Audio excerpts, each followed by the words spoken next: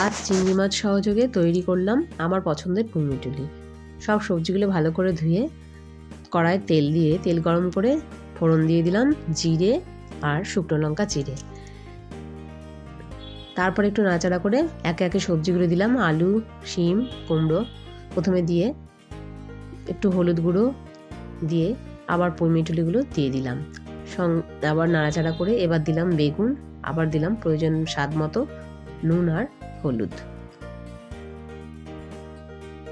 একটু কাশ্মীরি লঙ্কার গুঁড়ো দিয়ে নাড়াচাড়া করে ঢাকা চাপা দিয়ে মজিয়ে নিলাম। মজে এলে দিয়ে দিলাম আগে থেকে ভেজে রাখা চিংড়ি মাছ, সামান্য চিনি।